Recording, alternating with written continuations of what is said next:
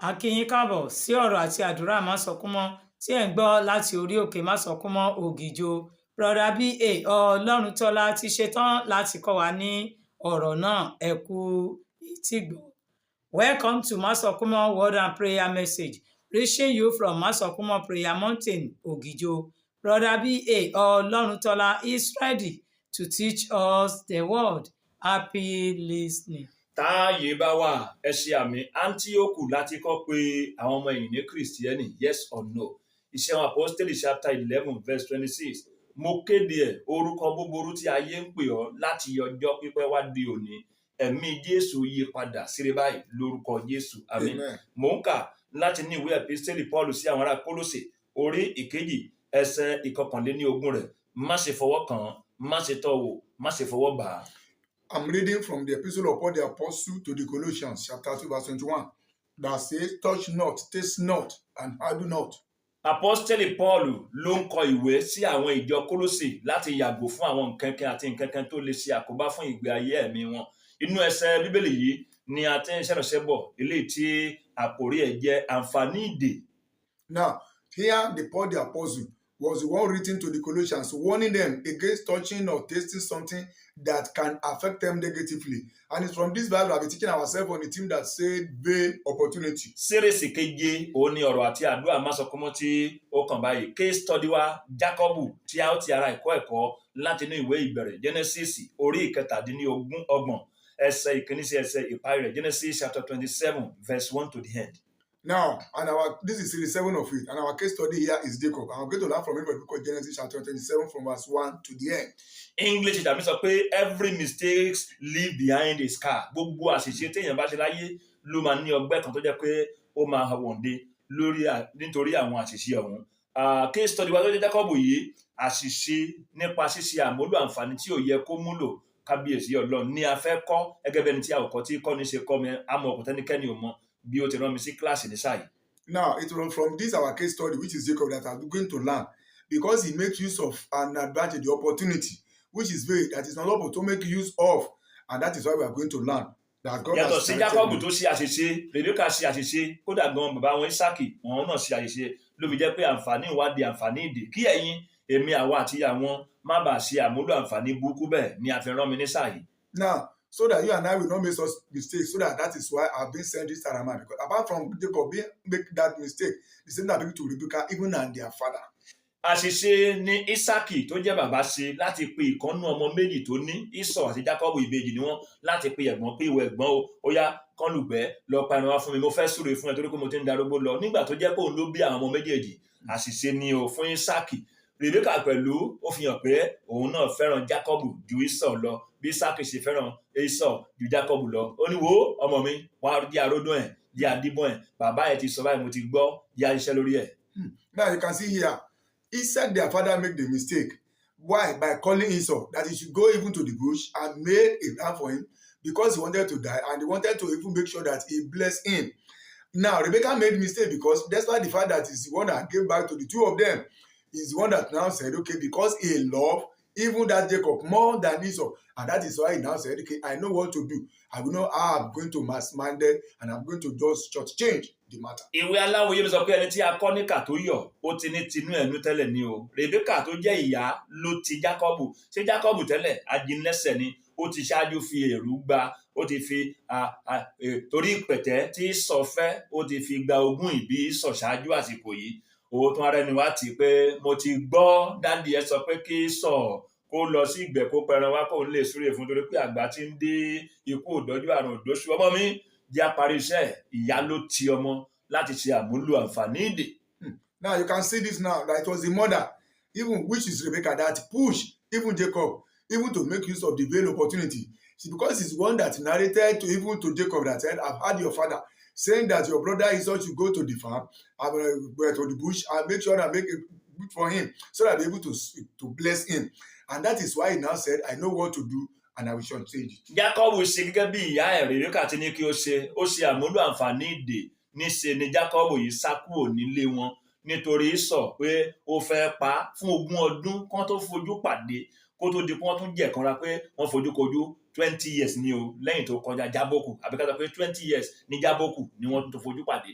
Now you can see that after he has made use of that veiled opportunity, despite the fact that he hearkened even to the advice of the mother, and it took the veiled advantage, he had to run even from here because he saw the brother even want to kill him, and they ran for each other for 20 years before they can meet again. ìwé ìbẹ̀rẹ̀ Genesis orí kẹtàléníọgbọ̀n ní kẹ́gbéyẹ̀wò kẹ́kà ẹ rí i pé after 20 years òní Jacob àti Esau ni wọ́n tó pàdé o. Kò nílò pé Jacob sá kúrò nílé tó bá jẹ́ pé ọ̀nà tí Ọlọ́run tó mọ ìparí ṣáájú ìbẹ̀rẹ̀ tó fẹ́ gbà mú ìsọtẹ́lẹ̀ tó ti sọ fún Rebeka nípa ti àwọn ìbejì tó ń bẹnú ẹ̀ Esau àti Jacob tó bá jẹ́ pé ọ̀nà yẹn ni wọ́n ṣe sùúrù fún Ọlọ́run kó gbà ní tí ì ṣe pé àwọn ran Ọlọ́run lọ́wọ́ lórí ọ̀rọ̀ ayé ara wọn tó bá padà dogun fún Jacob.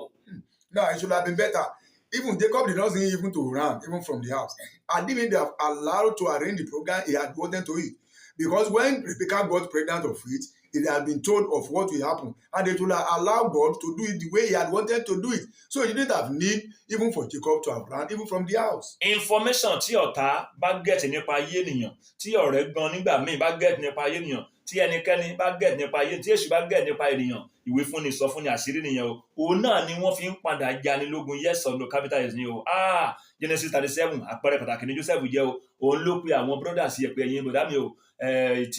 Ìtì mi dìde dúró, ìtì tí wá forí balẹ̀. Mi ò mọ ẹ̀gbọ́n tí àbúrò ẹ̀ fẹ́ sọ fún bẹ́ẹ̀ náà èyí tó wà ní kíláàsì ọ̀rọ̀ àtàdé ọmọ sọ fún ẹ náà. Tẹ́yìn náà ni àbúrò mi mo fara mọ́ kí èmi ṣerú fún ẹ. Wàá rọ́ o, ìjọ ẹ̀ ló ti bẹ̀rẹ̀ wàhálà o. Yàtọ̀ sí yẹn, mo kà Bíbélì mi dé ìwé Onídàájọ́ orí 16 Judges chapter 16. Fúnra aṣáyé ló ṣe Samson ní àbí ẹ̀ fún àbí ẹ̀dì nígbà tí ó fi tú àṣírí ayé ara ẹ̀ tó fi gbélé obìnrin lọ́wọ́ tó ń sẹ̀yìn ti pàṣẹ bẹ́ẹ̀ gẹ̀ẹ́tì ẹ̀. Information tí Rebecca gbọ́ nípa ohun tí bàbá sọ pé kí Esau lọ sí wá òun náà ni wọ́n lò gẹ́gẹ́ bí àǹfààní tó dogun mọ́ Jacob lọ́wọ́ gbẹ̀yìn. Now you can notice here that information is very important, and despite that is very important. And when someone, either the enemy, either the devil, either your friend, when someone knows even your information, there's nothing you can do about it than to even use it to tantalize you or to wage war against you. It is because of the information that he got, which Rebecca got, that caused her to now advise Jacob to make use of that veil opportunity. Then in chapter 37, it was Joseph that called the brothers and even narrated and told them that this is what I saw. This is the dream that your shield is even bowed down for my own. Which brothers, senior brothers will have that will be happy, that is the one that will serve even the junior one. Kí ló yẹ láti ṣe lórí ọ̀rọ̀ tàbí ohun tí a bá gbọ́ ẹ̀yin tó wà ní kíláàsì ọ̀rọ̀ àti àdúrà máa sọ fún yìí tí ẹni tí a ò kọ́ tí kọ́ ni he that sent me Ọlọ́run máa sọ fún mọ́ Ọlọ́run 17, 18, 19 á mọ kòkò tẹ́nikẹ́ni ò mọ ẹni tá ò dá tó dáyàn kí ló yẹ láti ṣe o because English àmì sọ pé there is no alternative to doing the right thing ohun tó yẹ ká ṣe rè kò sí àlùmọ̀kọ́rọ́ kan tó wáyé pé ohun tó dáa láti fẹ́ ṣe o tá bá ti lọ gba àlùmọ̀kọ́rọ́ yìí àjẹpà ti ṣe nǹkan tí ò dáa nìyẹn kí ló yẹ ká ṣe lórí ọ̀rọ̀ tó o bá gbọ́ ohun tí a bá gbọ́ kó má wà di pé a wá di àǹfààní ìdè fún àwa náà. Number one. Now, what do you need to do? Especially when you hear something, when you have some information, or when you have a certain information, what do you need to do? Because one thing is sure, because if guy is not taken, you will make use of the veil opportunity, which can even affect you. Number one, what do you need to do? Bí ó bá jẹ́ dandan ni láti fèsì sí ọ̀rọ̀ tí a bá gbọ́ pé ó ṣe dandan, ó kàn pa pé a gbọ́dọ̀ fèsì sí ọ̀rọ̀ tí a bá gbọ́, a jẹ́ pé a gbọ́dọ̀ farabalẹ̀ ká tó fèsì ọ̀hún o. Mo ka Bíbélì mi dé ìwé Jákọ́bù orí 1 ẹsẹ̀ 19 ẹ̀, ó ní yára láti gbọ́ ṣùgbọ́n lọ́ra láti fèsì. Ǹjẹ́ ti gbọ́ pé pásítọ̀ lágbájá, ǹjẹ́ ti gbọ́ pé abẹ́ni agbẹ́nìkan kò wádìí ẹ o, a kàn sáré dáhùn, a sáré sọ sí ẹlòmíín tó máa bá dé ọ̀ràn parí nìyẹn kó ṣàgbére kó jálè kó púrọ̀ ṣùgbọ́n pé ó ń yára gbọ́ òun wá kẹ̀yìn sí ọ̀rọ̀ Ọlọ́run tó ní yára láti gbọ́ àmọ́ ṣùgbọ́n bọ̀sá lọ́ra àti fèsì. Now, know this for sure. The number one of things you are going to do, even when you hear certain information, is that you need to research and be patient, even before you answer or before you make a reply. Just according to James chapter 1 verse 19 there, that you should even speak even to listen, to hear, and you should be even patient even to answer. So if the patience is not there, if you just answer, that's why you see some people, they will say, Pastor, I heard that. Have you heard that Pastor that did so? And yes, I heard it. I read. Instead of you to wait patiently, even before you say, why somebody may not commit adultery or preach, but you can see yourself in here because you have gone contrary even to the word of God. Kó má bàa di ogun fún ẹ̀yin èmi àwa àwọn lórí ọ̀rọ̀ àbí ohun tí a bá gbọ́ nígbà tá a létí láti gbọ́ ọ̀rọ̀ tó yẹ kọ́ lọ́run ṣe wá bẹ́ẹ̀ adúpẹ́ o kábíyèsí ọlọ́. English àbí sọ pé not every stimulus requires a response. Kì í ṣe gbogbo ọ̀rọ̀ tá a bá gbọ́ lésì àwọn ọ̀rọ̀ gbogbo ọ̀rọ̀ ló lésì o kò sí ọ̀rọ̀ tí ò lésì àmọ́ ṣùgbọ́n mọ̀ ṣá àwọn ọ̀rọ̀ kan wà tó o bá fẹ́ kó di àǹfààní ìdè kó dogun mọ́ ẹ lọ́wọ́ o nífẹ̀ẹ́ sí rárá. Number 2 nìyẹn. Number 3 nǹkan. Now, number 2 is this. There are some things that that's why the fact you have had it, that's why the fact that you are being told, you don't need to answer. That's something you don't just need to keep silent. You don't need even to answer that fellow. So it's even better so that you don't even put yourself even in danger. You don't put yourself in another veil of opportunity. So it's better to even keep quiet. Number 3, má yọ̀ lórí ìyìn ènìyàn nígbà tí wọ́n bá yìn ọ́. Jẹ́ kí Ọlọ́run tó dákú tí kò ní wá jẹ́ kó yìn ọ́ fúnra rẹ̀. Mo ka Bíbélì mi dé ìwé Kọ́ríńtì kejì orí 10 ẹsẹ̀ ìkejì-dín-ní-ogún 2 Corinthians chapter 10 verse 18. Nítorí pé kì í ṣe ẹni tí ó yin ara ẹ̀ ní ó yanjú bí kò sí ẹni tí Olúwa Ọlọ́run yìn. Jẹ́ kí Ọlọ́run yìn ẹ́, ìyìn ènìyàn máa ń padà bá tiyàn jẹ́ ní àpẹẹrẹ pọ̀ ní Bible. Now, know this for sure. Number 3 is this. You don't make sure you should run even for the participation of the healing of men. That people are just healing you, or that people are just magnifying you. You don't to be very careful if you rely on that. Because according to the book of 2 Corinthians chapter 10 verse 18 there, that it is not we people that magnify, that exalt, or the person that God exalt is the one that has succeeded. So you should wait. And so if you listen or you are going through what people are hailing you about, it's a danger sign. Ọba Hẹ́rọ́dù nínú ìwé Ìṣe Àpọ́stélì orí 12 ẹsẹ̀ 21 sí ẹsẹ̀ 23 Act of the Apostles chapter 12 verse 21 to 23 tó jẹ́ pé ó ń sọ̀rọ̀ àwọn èèyàn ní ohun Ọlọ́run lélẹ́yẹ kìí ṣe ohun ènìyàn. Wọ́n yìn ní dípò kó sọ pé ẹ má bà tèmi jẹ́ o, èmi mò ń sọ̀rọ̀ kìí ṣe Ọlọ́run o. Tí áńgẹ́lì lù bá tí ìdín jẹ́, kí ló ṣẹ̀yìn ẹ̀, kí ló gbẹ̀yìn ẹ̀, kí ló fà á? Ìyìn ènìyàn ní ọ̀rọ̀ tó bá gbọ́, ohun tó bá gbọ́ tí ò bá fẹ́ dogun mọ́ ẹ lọ́wọ́. Ẹ̀kọ́ tá a gbọ́dọ̀ kọ́ náà ni pé ní ọ̀pọ̀ ìgbà tá a máa sọ pé wọ́n gbẹ̀yìn dé kẹ̀yìn sí yìn wọn, ó yẹ kó wá tẹ́wọ́ gbà àtakò máa ń léèyàn léré ni, ó máa ń jẹ́ kéèyàn ṣe tó dání, because English sọ pé if no one makes you run you will rot. Ṣùgbọ́n wọ̀rẹ́ ò fàtàkò, ìyìn ló fẹ́, Olúwa ṣubú tán. Now, you should run for being people that are praising you. It is even better for people even to criticize you, so that you'll be able to adjust, you'll be able to amend yourself. And that is what happened for King Herod, according to the book of Acts chapter 12, verse 21 to 23 there. While he was speaking, and people are saying, oh, this is the voice of God. Instead of him to now reply and say, oh, no, this is not God speaking, this is King Herod speaking, he decided to even admire even the healing of men. And that is why the angel had to strike him. And even Magog even had to hurt his body. And that is why you need to be very careful when people are healing you. Let them even criticize you. Let even know so that you'll be able to adjust. Number 4, èébú, ọ̀rọ̀ òdì, ọ̀rọ̀ ìṣáká, ìpẹ̀gàn tí o bá gbọ́ tó bá ti fààyè gbà wọ́n kí wọ́n mì ẹ́, kò sígbà tó ò ní ṣe àmúlò àǹfààní dè. Kò dẹ̀ sígbà tí ò ní wọnú ogun torí pé o ti fààyè lẹ̀. Èébú, ọ̀rọ̀ òdì, ọ̀rọ̀ ìṣáká, ẹ̀gàn tí ayé sọ sí ẹ. Ẹ̀gbọ́n tí English àmì sọ ni. English àmì sọ pé if you bother too much about what people say, you won't have time to hear what God is saying. O ṣe má jẹ́ kí yẹn mì ẹ́, kó gbé tí ẹ kó mẹ́yẹn tí ẹ, kó má dé pé ó di ogun mọ́ lọ́wọ́ àbí kó lọ sí pàṣẹ ṣe àṣàmúlò àǹfààní dè. Now, number 4 is this, that if you are not careful, if you allow what people are saying, the criticism, you're being abused, or they continue to abuse you, they continue to shame you, and because you allow that to affect you or to pull you down, then it will cause you to have even problem, and it can cause you to make use of vain opportunity. So you don't need to take note, or you don't need to mind even the criticism or even the abuse that people are abusing you. Ìgbésẹ̀ Jákọ́bù kábíyèsí Ọlọ́run tó jẹ́ pé ìyá ẹ̀ ló dúró tì lẹ́yìn, ló fún ní àtìlẹ́yìn, ló jíǹjà ẹ̀, ló rú sókè, ló kọ, ni wọ́n lo gbogbo ọgbọ́n àti ète kábíyèsí Ọlọ́run. Ìwé Aláwí sọ pé kì í dàgbà dògbò kó má ní ète, obìnrin ló ń jẹ́ bẹ́ẹ̀ láti pé kó gbé ìgbésẹ̀ láti fi èrú gba ìbùkún tí Ísọ̀ fẹ́ gbà lọ́dọ̀ bàbá ẹ̀ tí bàbá ẹ̀ ní kó wá gbà. Ìsọtẹ́lẹ̀ tí Rèbékà ti gbọ́ láti sọ pé ẹ̀gbọ́n ló máa ṣẹrú àbúrò, lòun wá gbé ìgbésẹ̀ tiẹ̀ pé ọmọ mi jẹ́ á ràn Ọlọ́run lọ́wọ́ lórí ọ̀rọ̀ ayé ẹ̀. Kò dẹ̀ sẹ́ni tó ràn Ọlọ́run lọ́wọ́ lórí ayé ẹ̀ tí ì ṣe pé àǹfààní ìdè ló máa padà yọrí sí. Ogun ni. Now, know this for sure. It is very, very wrong for you to act or to do as if you want to help God. It was the prophecy of God that Rebecca want to help, and that's want to make sure that it is the senior one that will serve the junior one that he wanted to do, and that is why he's helping God. And for anyone that want to help God, is going to lead even to warfare, is going to lead to making use of the opportunity. Ìwé Aláwí lọ pé a kì í fi èrú di ẹrù kó gún. Ìmí òtítọ́ kì í ṣe nírìn àjò ká pàdánù. Ìbàjẹ́ pé wọ́n fún Ọlọ́run láàyè ni. Òmọ tó máa ṣe kò nílò pé Jákọ́bù sá kúrò nílé àtọ́làtọ́, kò ní sá. Àmọ́ ó wá sá fún 20 ọdún. Ó dìbò ọ̀dọ̀ Lábánì tó jẹ́ arábìnrin mọ̀lẹ́bí ìyá ti Rèbékà. Ibẹ̀ ló wà o kó tó di pé ó tún wá padà wálé lẹ́yìn tí áńgẹ́lì Ọlọ́run tọ́lọ́run bá pàdé nípasẹ̀ pé áńgẹ́lì ẹ̀ kábíyèsí Ọlọ́run o. Àǹfààní ìdè. They should have allowed God. How God wants to fulfill that prophecy is left to him. They should allow God to fulfill the prophecy himself. They don't need to even help God. And that is what caused Jacob even to run from house for 20 years, to the end that he has to run even to Laban, which is the relative of the mother. And that is why he found himself there. And that is why that when you try to help God, it will lead to big opportunity. English teacher mi sọ pé when God speak it is done. Wọ́n ti gbé orin dé, wọ́n ti gbé àdúrà dé, àmọ́ ìkéde kan wà mẹ́ta máa gbọ́ o. Ó ní when God speak it is done. Ìwé Aláwòye sọ pé ẹ̀dá tó kánjú ju Ọlọ́run lọ, èrò ẹ̀yìn ni ó padà dá o. Ohunkóhun tó bá jẹ́ pé ẹnu Ọlọ́run ló ti jáde, Olúwa ló sọ, kábíyèsí Ọlọ́run directly. Ṣán tààràtà ló bá ẹ sọ, àbòrán èèyàn sí ẹ. Àwọn tó kàn rán wáyé náà ni a bẹ̀ pé kí wọ́n fi òótọ́ jíṣẹ́ Ọlọ́run pé báyìí lÓlúwa wí, ẹ gbọ́ Olúwa, orí kárì kan jẹ́ kójú òótọ́, torí pọ́nà kì í purọ́.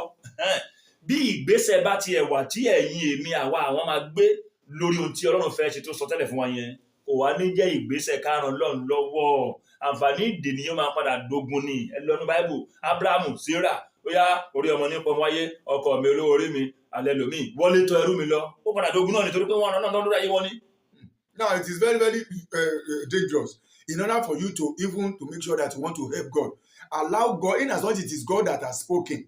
And that is why either God has spoken that relate to you, or he has sent somebody, and that is why we are appealing to those that God has even sending, that they should make sure that they deliver the message faithfully. In as much it's a faithful message and you deliver it faithfully, it's a matter of the person that got to take the necessary step. That thing will surely come to pass. And even they allow God to do it, God knows how you are going to fulfill the prophecy. And that is why when you want to help God, it will lead to warfare. See Abraham, to the extent that Sarah said, no problem, just enter into my bondwoman, so that you'll be able to bring us a child. At the end of the day, it led to warfare. Ìwé Aláwòye mi sọ pé fọ́nrán òwò kan tí ọmọdé ta lórí igi ìrókò, ọlá àgbà ni o, Jákọ́bù tó fi ẹ̀rù gbàgbọ́ kan láì yá ẹni o, kábíyèsí Ọlọ́run. Ìgbésẹ̀ òdì làwọn gbé, àǹfààní ìdè ni o, òun náà ló jẹ́ kó dogun o. Ẹ jẹ́ akẹ́kọ̀ọ́ lára àwọn yìí o. Ẹ jẹ́ á lọ gbọ́ ìkéde kan bẹ́ẹ̀ kó tó di pé akọrin àtún àgbàdua. Now, it's very important so that we're able to know that the moment you are making use of anything that is not allow God, you are trying to help God, it will lead to big opportunity. Let's listen to this announcement. FATC ìkéde yìí Masokuma Word and Prayer Conference 2025 tí National Headquarters wọn wà ní 10B Masokuma Street Mainland Phase 2 Ògìjò Ogun State fi tayọ̀tayọ̀ pé gbogbo àwọn ọ̀dọ́ youth àti gbogbo ẹni tí ó nífẹ̀ẹ́ sí ọ̀rọ̀ Ọlọ́run tó ń retí ìmúṣẹ àlàyé pẹ̀lú gbogbo ẹni tí kò tí sọ ìrètí nù síbi ìpàdé àpérò gbogbogbò ọ̀rọ̀ Ọlọ́run ọlọ́dọọdún Annual National Conference níbi tí ìdánilẹ́kọ̀ọ́ ìbéèrè àti àdúrà ọlọ́jọ́ kan ti máa wáyé ní ọjọ́ kìíní oṣù kẹwàá ọdún 2025 nínú ọgbà ìgbàlejò tó ń ti gbọ̀ngàn ayẹyẹ Tùngbá FM tó wà ní Tùngbá Close ọ̀nà Fọ́kọ́ Estate Ìtàlùwò Ìkòròdú bẹ̀rẹ̀ ní aago 9 òwúrọ̀ ọ̀fẹ́ ní ìforúkọsílẹ̀ registration is free ẹni ọdún 17 17 years old ni Joseph nígbà tí Ọlọ́run fi ọlá ògo ẹ̀ hàn tó ṣe lẹ́ni 30 ọdún 30 years ẹ̀yin tí ẹ fẹ́ mọ ẹ̀bùn tí ẹni láyé nǹkan mẹ́jọ wà tó gbọ́dọ̀ mọ̀ gẹ́gẹ́ bí ẹni tí ó lẹ́bùn kí ẹ̀bùn tí o ní lè wáyé fún ìwọ náà níbi gíga bákan náà ni nǹkan mẹ́wàá kan wà tó gbọ́dọ̀ gbáradì fún gẹ́gẹ́ bí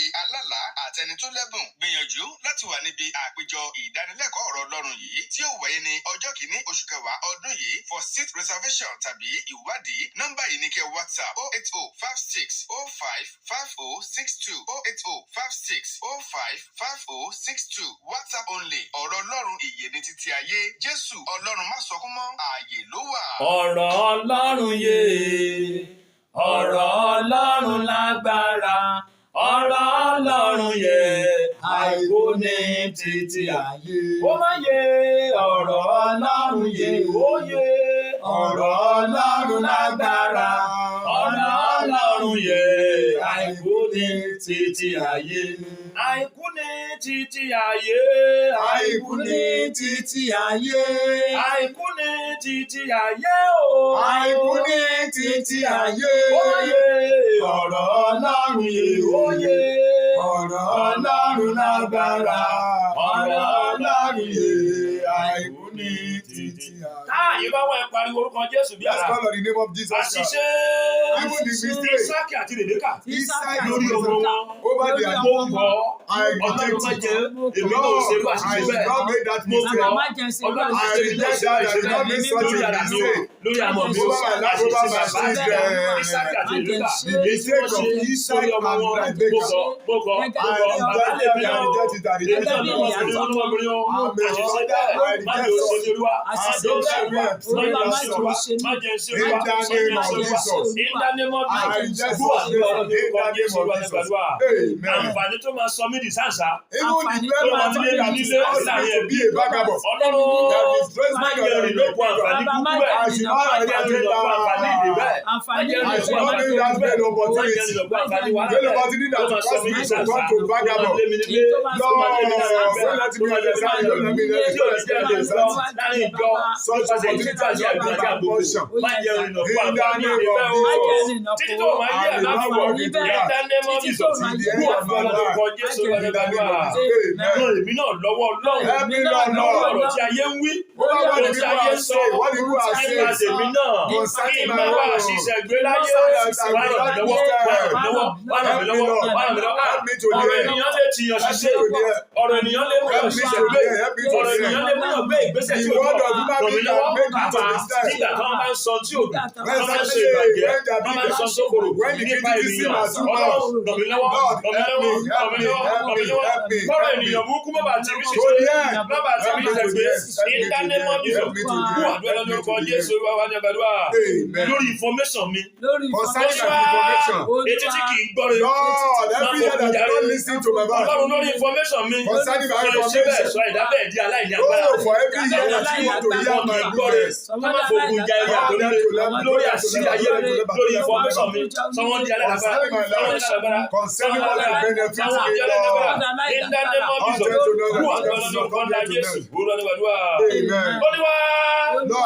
no angel rẹ ṣáájú èmi náà. Send your angel before me. Gbogbo tí ma yà yé. For every journey I will make my back angel up. rẹ ṣáájú èmi náà. Send your angel before me.